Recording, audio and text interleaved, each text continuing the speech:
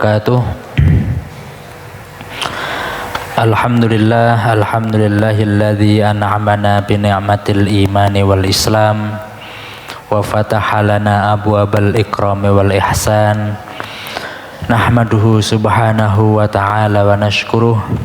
Wassalatu wassalamu ala asyrafil anbiya'i wal mursalin wa ala alihi wa ashabihi wa man tabi'ahu bi ihsanin ila yaumiddin. Asyhadu an la ilaha illallah wa asyhadu anna Muhammadan abduhu wa rasuluhu la nabiyya ba'dah. Alhamdulillah, kita bersyukur kehadirat Allah Subhanahu wa taala. Pada malam hari ini Allah memberikan banyak kenikmatan kepada kita sehingga kita mampu menjalankan ibadah salat maghrib secara berjamaah. Salawat serta salam tak terlimpahkan kepada junjungan Nabi besar Muhammad sallallahu alaihi wasallam, Nabi akhir zaman, Nabi yang diutus untuk kita tauladani bersama. Bapak Ibu yang dirahmati Allah, mohon maaf ini masih pakai batik dari kampus langsung ke sini dan terkena macet ya. Bapak Ibu yang dirahmati Allah, sekarang kita sampai pada halaman 565.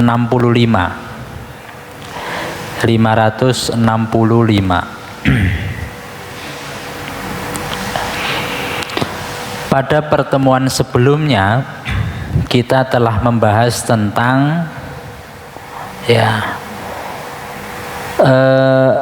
ada namanya Bani Bakar dan Bani Khuza'ah. Bani Bakar dan Bani Khuza'ah. Bani Khuza'ah ini setelah perjanjian Hudaybiyah memutuskan untuk mengikuti Rasulullah, masuk Islam. Sedangkan Bani Bakar memutuskan untuk tetap dalam kemusyrikan. Nah, kemudian Bani Bakar ini yang mengawali menyerang Bani Khuza'ah, mengawali untuk menyerang Bani Khuza'ah. Kemudian Bani Khuza'ah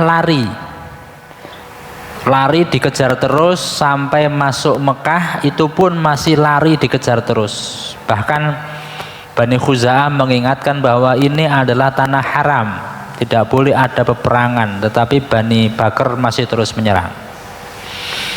Sehingga kemudian Bani Khuza'ah ini melaporkan kepada Rasulullah, wahai Rasulullah, ini ada pelanggaran perjanjian. Katanya kemarin di perjanjian Hudaybiyah itu kan 10 tahun gencatan senjata, tetapi Bani Bakar ini mengkhianati.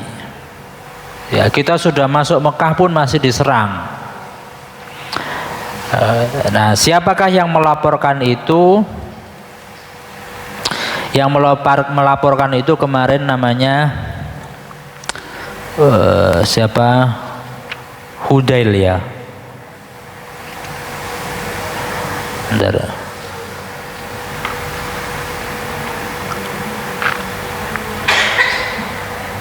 Budail ya, yang melaporkan kepada Rasulullah bahwasanya Bani Khuza'ah diserang oleh Bani Bakar itu adalah Budail.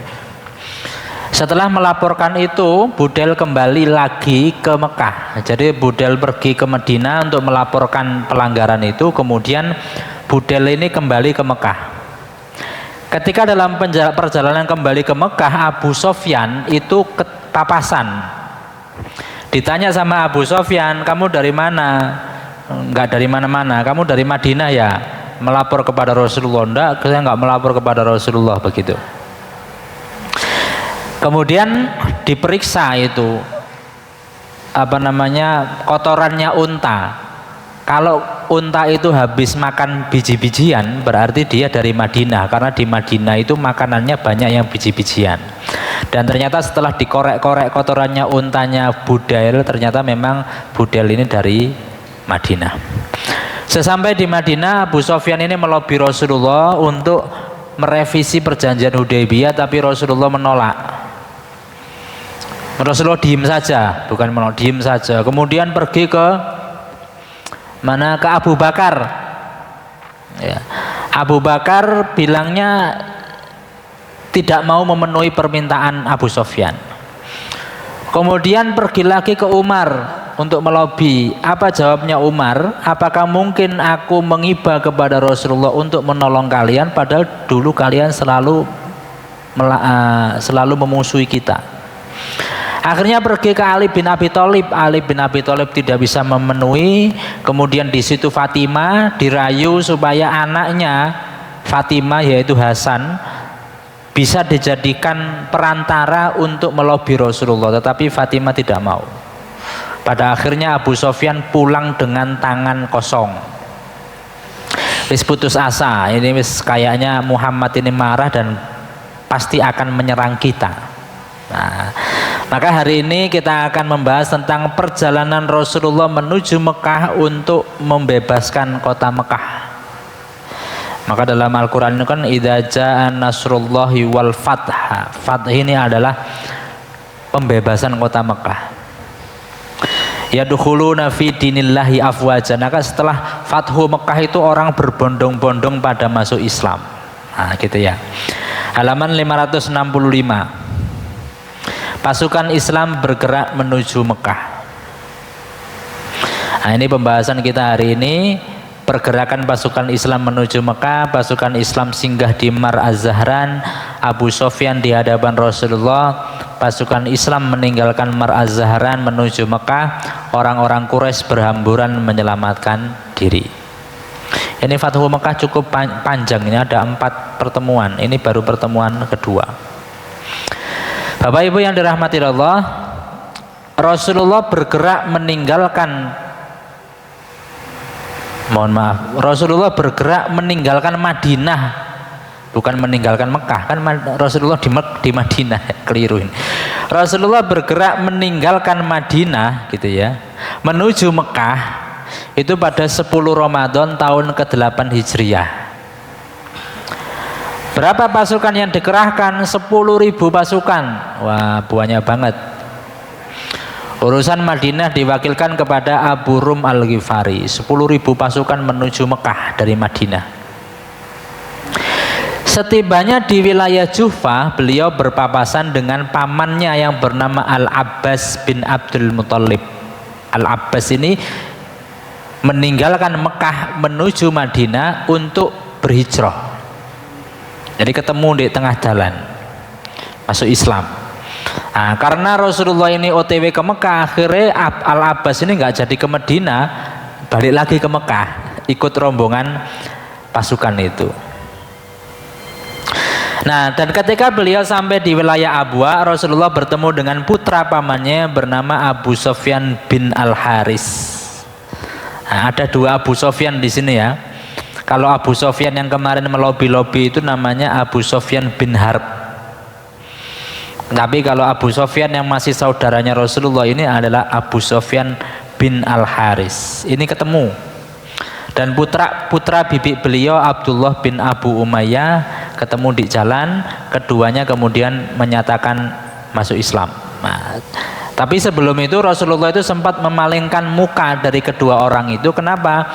Karena kedua orang ini orang yang paling getol dalam menyakiti dan menghujat beliau ketika masih belum masuk Islam. Nah, Ummu Salamah berkata kepada Rasulullah, wahai Rasulullah, jangan biarkan putra paman dan putra bibimu menjadi orang yang paling menderita di sisimu. Maksudnya dia sudah susah-susah mau ke Madinah, mau masuk Islam, tapi kok jenengan kayak memalingkan muka begitu ya. Akhirnya Ali bin Abi Thalib menemui Abu Sofyan bin Al-Haris, memberikan saran. Apa sarannya? Temuilah Rasulullah dari arah depan, kemudian ucapkanlah kata-kata saudaranya Nabi Yusuf kepada Nabi Yusuf. Maksudnya apa? Nabi Yusuf itu kan dibuang oleh saudara-saudaranya. Karena apa? Saudara-saudaranya itu kan iri dengan Nabi Yusuf, karena Nabi Yusuf itu paling disayang, paling ganteng, paling istimewa di mata ayahnya, yakni Yakub. Akhirnya Nabi Yusuf kan dibuang ke sumur. Nah, ketika itu setelah puluhan tahun ya, setelah Nabi Yusuf dijual, dijadikan budak, kemudian masuk istana, singkatnya itu Nabi Yusuf jadi bendaharawan kerajaan Mesir, jadi pejabat lah, kira-kira begitu. Posisinya tinggi. Sedangkan saudara-saudara yang membuangnya itu ya masih jadi biasa-biasa aja. Tetapi saudara-saudaranya Nabi Yusuf itu mengakui kesalahan. Seraya mereka mengatakan qalu tallahi laqad asarakallahu alaina wa in kunna la khatiin. Demi Allah, Allah benar-benar telah melebihkan engkau Yusuf di atas kami saudara-saudaramu yang lain. Dan sesungguhnya kami benar-benar orang yang bersalah. Jadi pada akhirnya saudara-saudaranya Nabi Yusuf yang pernah membuang Yusuf ketika kecil itu mengakui kesalahan dan mengakui bahwa memang engkau itu memang memiliki kedudukan yang mulia. Jadi pantaslah disayang sama ayahnya itu. Nah, mohon maaf yang tadi dua orang itu, Abu Sofyan bin Al-Haris itu diajari Ali bin Abi Thalib untuk ngomong itu kepada Rasulullah. Karena apa? Abu Sofyan bin Al-Haris itu dulu juga memandang sebelah mata Rasulullah. Maka sekarang mestinya kamu juga mengakui kesalahan itu dan mengakui bahwa Muhammad itu lebih tinggi derajatnya daripada kalian dan kalian ngaku salah. Nah, sehingga kemudian Abu Sofyan menerima masukan Ali bin Abi Thalib dan melaksanakannya, menyampaikan kepada Rasulullah. Apa jawaban Rasulullah? Rasulullah merespon jawaban sebagaimana yang direspon Nabi Yusuf kepada saudara-saudaranya. Apa jawaban Nabi Yusuf kepada saudara-saudaranya ketika itu? Qala la tasriba alaikumul yaum yaghfirullahu lakum wa huwa arhamur rahimin. Yusuf berkata, pada hari ini tidak ada cercaan terhadap kamu, mudah-mudahan Allah mengampuni kamu, Dia Maha Penyayang di antara para penyayang. Nah, ini ya, di halaman 566 itu omongannya Nabi Yusuf dikutip sama Rasulullah di dalam Quran. Sebagai bentuk luapan rasa senang yang membuncah, Abu Sofyan mendendangkan beberapa bait syair. Ya, karena Rasulullah sudah enggak marah lagi, nerima, akhirnya menyampaikan syair. Kemudian Rasulullah menepuk dadanya Abu Sofyan sembari bersabda, bukankah engkau orang yang selalu mengusirku? Nah, syairnya itu isinya memuji-muji Rasulullah. Mari ngono Rasulullah sedok nyindir, bukannya awakmu biyen ngusirku, saiki nyanjung-nyanjung gitu ya. Nah, kemudian di dalam beberapa riwayat, beberapa buku dijelaskan setelah keislaman Abu Sofyan itu menjadi seorang muslim yang baik. Bahkan ada yang mengatakan semenjak keislamannya Abu Sofyan tidak pernah mengangkat wajahnya di hadapan Rasulullah karena rasa malu yang amat dalam. Jadi sungkan. Biyen itu benci banget, sekarang malah ikut. Nah, kan rasa malunya kan bagaimana? Kita ngecek teman, ternyata teman kita yang kita ejek itu lebih mulia daripada kita, ya kita kan malu. Rasulullah mencintai Abu Sofyan, bahkan beliau menjanjikan surga baginya dan bersabda, aku berharap ia menjadi penggantinya Hamzah. Kemudian malam hari tiba, karena perjalanan Mekah Madinah itu kan Madinah Mekah itu kan 8 hari ya berjalan. Kemudian Rasulullah meneruskan perjalanan sampai di kawasan Mar Az-Zahran pada waktu Isya. Beliau memerintahkan pasukan untuk mendirikan kemah dan menghidupkan penerangan, menghidupkan obor, ya, menghidupkan obor. Setiap orang harus menghidupkan satu obor. Bayangkan 10.000 orang masing-masing bawa obor. Lah kayak kobongan. Itu kelihatan dari Mekah itu. Iku apa kok padang banget ya. 10.000 orang, apalagi asapnya kan mesti naik ke atas ya. Sebanyak 10.000 obor menjadi penerang pasukan kaum muslimin.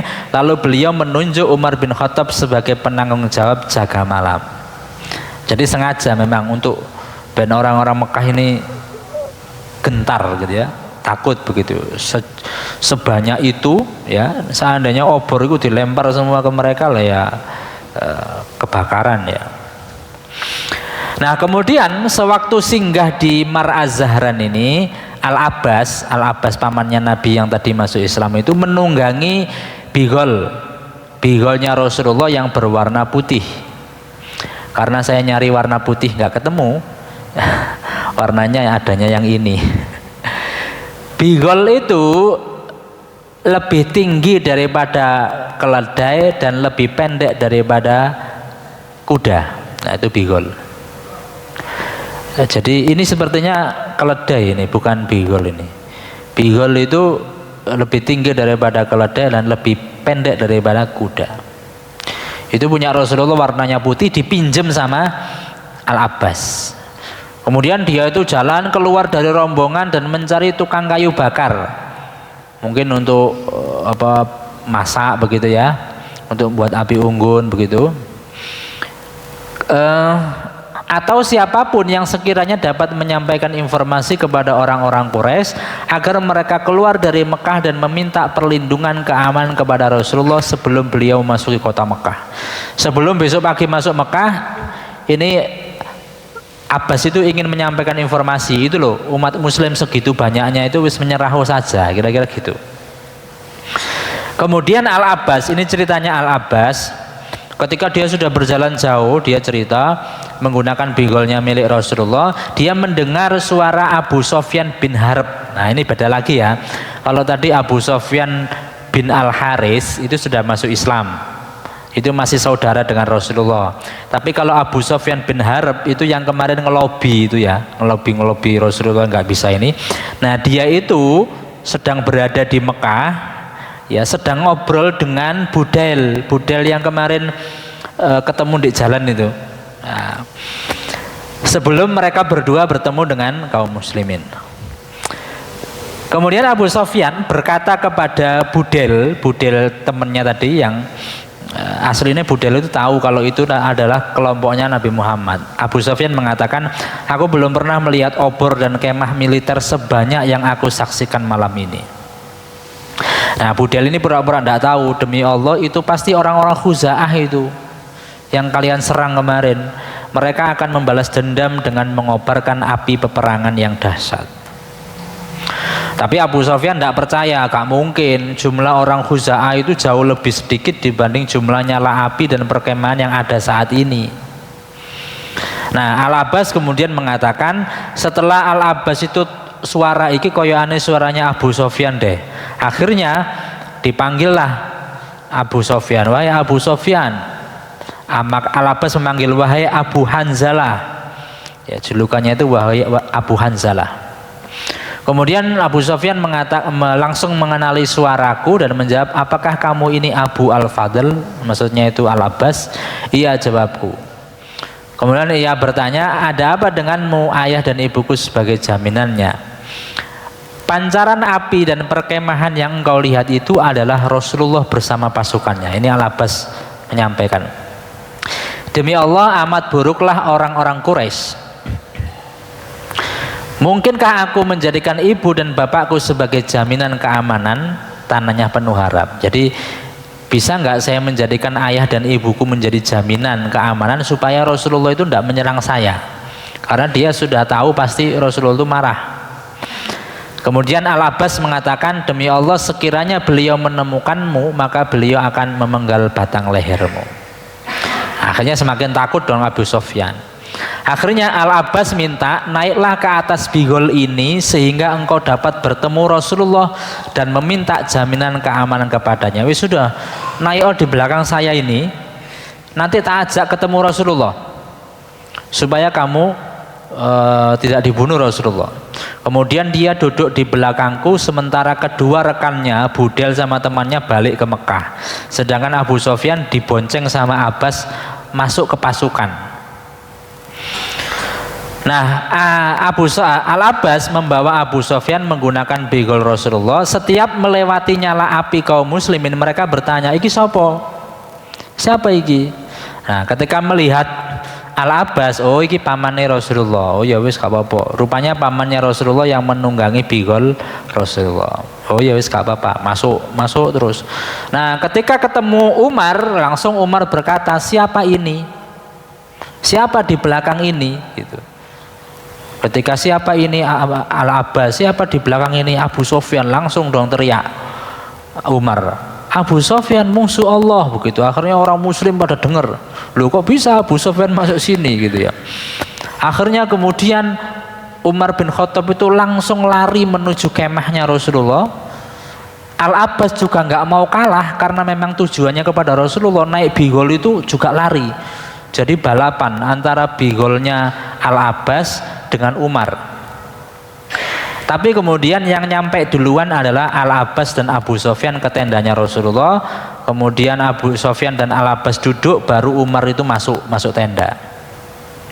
Setelah masuk tenda, Umar mengatakan, wahai Rasulullah, ini dia Abu Sofyan. Berikan dia kepadaku untuk aku penggal batang lehernya. Karena kemarin kan dia sudah buat olah untuk merubah perjanjian. Ini halaman 568 ya. Kemudian aku menimpali, wahai Rasulullah, aku telah memberikan jaminan keamanan kepadanya. Jangan membunuh Abu Sofyan, saya jaminannya. Al-Abbas mengatakan begitu. Kemudian aku duduk di samping Rasulullah sembari mendekap kepala keponakanku. Aku berkata, demi Allah malam ini tidak ada yang boleh berbicara dengannya selain aku. Tapi Umar bin Khattab ini masih ngeyel. Pokoknya intinya, Abu Sofyan itu kasihkan ke saya saja. Al-Abbas bilang jangan, dan seterusnya. Pokoknya ayel-ayelan. Kemudian Abbas mengatakan, wahai Umar, tenanglah sedikit. Demi Allah, sekiranya yang menjadi pesakitan di hadapanmu adalah orang-orang Bani Adi, apakah engkau tetap bersikukuh demikian? Maksudnya gini, Al-Abbas sama Abu Sofyan itu masih ada family begitu. Umar itu bukan familinya, bukan baninya. Coba seandainya kalau yang baninya, yang menjadi pesakitan ini, Abu Sofyan ini adalah keluargamu, apa kamu juga bersikap begini? Gitu, maksudnya begitu. Nah kemudian Umar menjawab, wahai Al-Abbas, engkaulah yang seharusnya tenang. Demi Allah, keislamanmu jauh lebih aku cintai ketimbang keislaman ayahku sendiri, Al-Khattab. Sekiranya ia masuk Islam, jadi lebih aku cintai keislaman ayahku sendiri, Al-Khattab, sekiranya dia masuk Islam. Mengapa? Karena aku tahu bahwa keislamanmu lebih Rasulullah senangi ketimbang Islamnya ayahku. Rasulullah melihat dua orang ini berdebat terus, akhirnya solusinya gimana? Ya sudah, mulia sih. Idhab bihi ya Abbas ila rohlik. Wahai Abbas, ajaklah Abu Sofyan pergi dulu menggunakan tunggangan ini. Fa idza asbahta fa'atini bihi. Kalau besok sudah pagi, balik ke sini lagi. Jadi ceritanya sudah jauh-jauh ke situ ya, gara-gara tukaran ambek Umar bin Khattab, ayel-ayelan wis saiki mulia wae. Menisuk mrene meneng. Nah, ketika besok pagi ke situ lagi, Umar bin Khattab tidak ada, jadi gak ada apa namanya perdebatan. Bapak Ibu yang dirahmati Allah, kemudian aku pun pergi dari tempat itu, Abu Sofyan. Baru besok paginya aku menghadap kepada Rasulullah lagi dengan membawa Abu Sofyan. Jadi masih boncengan. Jadi bengi ku boncengan gitu ya, ke situ balik meneng, isu boncengan meneng. Boncengan kait isu sampai bengi sampai isu ya, boncengan wirawiri Al-Abbas sama Abu Sofyan. Bigol kan cilik ngono ya, cilik ditumpaki wong loro. Kayak wong gede numpak sepeda cilik loro ya, wirawiri gitu ya. Besoknya Al-Abbas jemput Abu Sofyan menghadap Rasulullah. Saat Abu Sofyan bertemu Rasulullah sudah di tenda itu, Rasulullah mengatakan, waihak ya Abu Sofyan, celaka kamu Abu Sofyan. Kenapa? Alam yakni laka an ta'lam anna la ilaha illallah. Bukankah sudah masanya bagi engkau untuk mengerti bahwa sesungguhnya tidak ada Tuhan selain Allah? Maksudnya gini, Rasulullah itu tahu nanti Abu Sofyan itu pasti masuk Islam. Dan Rasulullah itu tahu bahwasanya Abu Sofyan masuk Islam itu ya pada saat-saat seperti itu.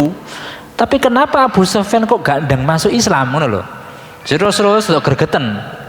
Kurang apa? Kurang petunjuk model gimana lagi? Maka waihak ya Abu Sofyan, celaka kamu Abu Sofyan. Alam yakni laka anta alamin, bukankah sekarang itu sudah masanya kamu masuk Islam, tapi kok gak masuk Islam?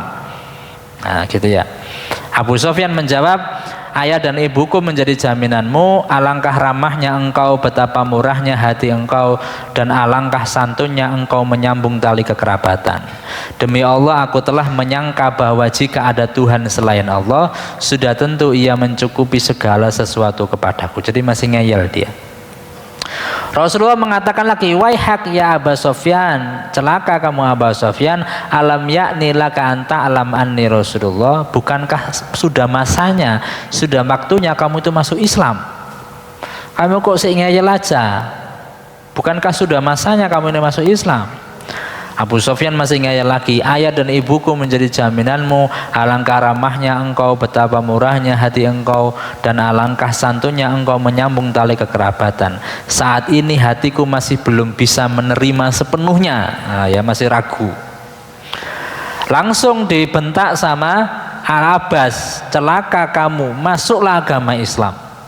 Bersaksilah bahwa tidak ada Tuhan yang berhak disembah selain Allah, dan bersaksilah bahwa Muhammad adalah utusan Allah sebelum kepalamu berpisah dengan jasadmu. Jadi kok seakan dipaksa ngono ya.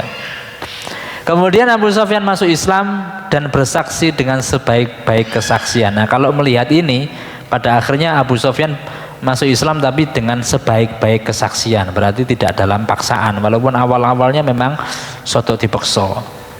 Kemudian kemudian aku Al-Abbas berkata kepada Rasulullah, wahai Rasulullah, Abu Sofyan ini orangnya suka membanggakan diri. Kan ada ya, kita kalau punya teman itu senang memuji-muji dirinya, ya, menceritakan dirinya. Aku iku nang kene iku dadi ngene-ngene gitu ya. Aku wingi iso ngene, itu suka membanggakan dirinya. Maka Al-Abbas mengatakan, maka berilah sesuatu untuknya, berilah suatu kebanggaan untuk Abu Sofyan. Ya, ben Abu Sofyan itu seneng wonge seneng dipuji, seneng dielem gitu ya. Maka berilah sesuatu untuknya. Apa sesuatu itu? Nah, ini yang cukup terkenal ya. Naam, oke, baiklah. Nanti Abu Sofyan ya bilang kepada orang-orang Mekah ya, man dakhala dara Abu Sofyan fahuwa amin, barang siapa yang masuk rumahnya Abu Sofyan maka dia aman. Man aghlaqa alaihi babuhu fahuwa amin, barang siapa yang masuk dalam rumah dan mengunci pintunya dari dalam maka dia aman. Wa man dakhala al masjidil haram fahuwa amin, dan barang siapa yang masuk ke dalam Masjidil Haram maka dia juga aman. Nah, 3 hal ini. Masuk rumahnya Abu Sofyan maka dia aman, masuk dalam rumahnya masing-masing kemudian mengunci pintunya maka dia aman, masuk Masjidil Haram maka dia aman. Karena apa? Besok 10.000 orang itu mau masuk Mekah. Ini kan malam, pagi ya, sudah pagi ya. Nah, habis itu mungkin waktu duha mau masuk. Kemudian pasukan Islam meninggalkan Mar Az-Zahran menuju Mekah. OTW 10.000 itu enggak jauh. Pada Selasa pagi tanggal 17 Ramadan tahun ke-8 Hijriah, Rasulullah meninggalkan Mar Az-Zahran dan melanjutkan perjalanan ke Mekah. Beliau memerintahkan Al-Abbas untuk membawa Abu Sofyan ke ujung jalan yang tembus ke gunung. Maksudnya apa? Gini, misalkan pasukannya itu lewat alun-alun gitu ya. Abu Sofyan itu disuruh nunggu nanggone masjid jami ya. Supaya apa? Supaya pasukan yang lewat tuh ketok kabeh. Kekuatan umat Islam ku cek ketok gitu loh. Disuruh nunggu di pojokan.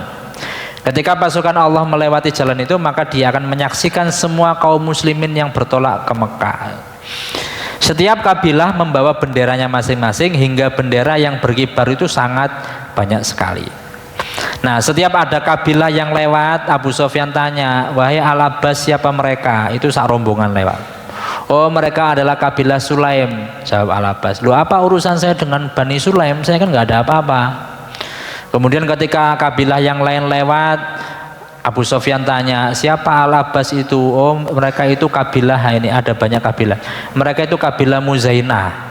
Loh, apa urusan saya dengan kabilah Muzainah gitu.